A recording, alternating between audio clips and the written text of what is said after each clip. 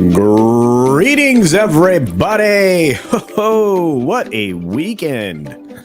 Wow, a lot of people are focused in on yesterday. I wonder why.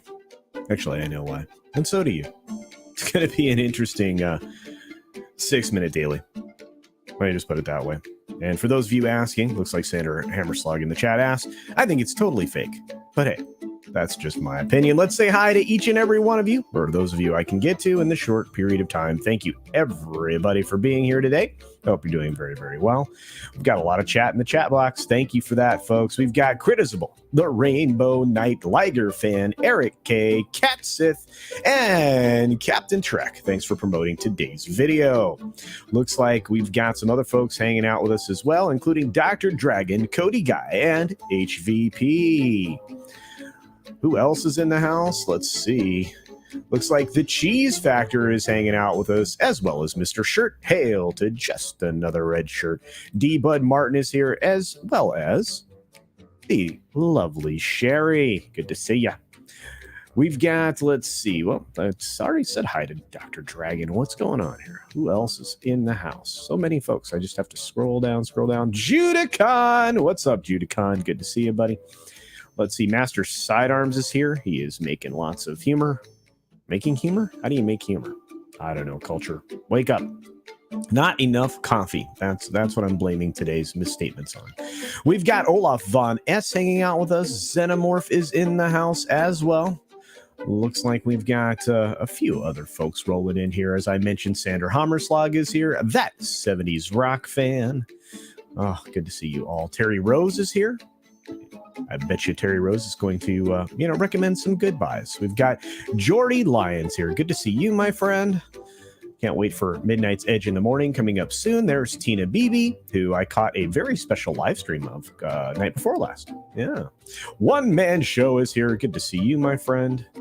Let's see. Who else is rolling through the door? Lots of folks. Gonna run out of time. Rob Altus is here. Of course, we got Horny Alf.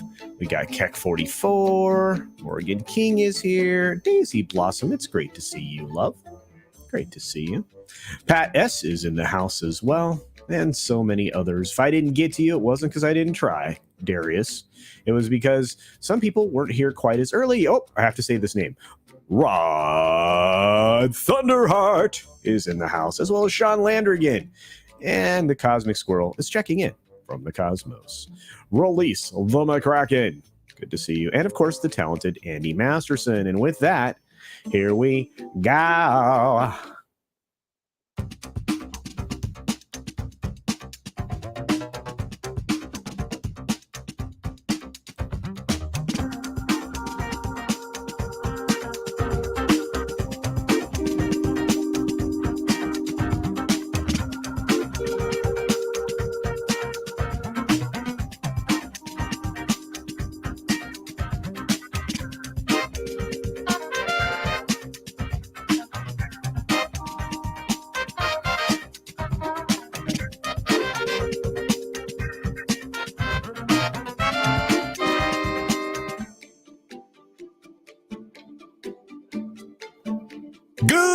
Good afternoon, good evening, good night, wherever you are, whenever you're watching. Thanks for checking out the 6-Minute Daily. That's right, we've got a lot of stories to get through, 17 in all. Most of them are interconnected, and I bet you can guess what we're talking about today. It'll probably be the only day we actually talk about it, because I really don't care otherwise. And as many of you have mentioned, I already think that this was staged. That's right, Will Smith slaps Chris Rock in the face on the stage at the Oscars after a jab. Oh, it was a joke about G.I. Jane and Jada Pickett's appearance. Well, she doesn't have hair at the moment, so I can understand why there was a slight dig, and I just thought it was an overreaction. And then I looked at it closely and I said, oh, this was planned, and not in a good way, let me tell you. With one slap, a carefully constructed Oscars fell spectacularly to pieces. Well, That's not true. It was already a disaster. It was a complete mess. And even his Will Smith's Oscar acceptance speech was terrible, completely tone deaf, and a giant mess.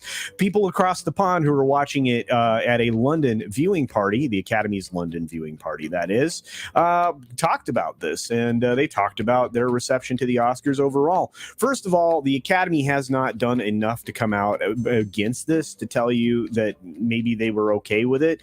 Because it did give a lot of people some interest, although not in any of the films or the show itself, but just in the fact that there are grown people behaving this way on a live television program that normally exercises some decorum. But hey, we'll keep going with this because there's plenty to talk about. First of all, the Apple streamer, Apple Plus, actually won the Best Picture Oscar for Coda, which I thought was pretty cool. There's a lot of firsts in this particular film, and the leading actor in it also recorded a first. I thought this was very cool. So we'll keep going from there. Of course, there's an entire list of who won and who lost, and we'll scroll down and we'll scroll down and we'll scroll down. We have Best Sound for Dune. We have Best Documentary, Queen of Basketball. The Best Animated Short was Windshield Wiper. Best Live Action, The Long Goodbye. Best Original Score, Dune. Best Film Editing, Dune. Best Production Design, Dune. Best Makeup, Eyes of Tammy Faye. Best Supporting Actress, Ariana DeBose in West Side Story. Best Cinematography, Dune. Most of these, if you noticed, is Dune. Best Animated Feature, Encanto. Best Supporting Actor, Troy Kotsur. That's an amazing thing because I do believe he's deaf. Drive My Car was the Best International Film. Cruella was Best Costume Design, and so on and so forth. As you can see, pretty predictable kind of stuff you would have figured happened. But basically, the reason I think this is staged is because Chris Rock declined to file a police report after he was assaulted. Well, I guess technically battered, right? Assault is the confrontation.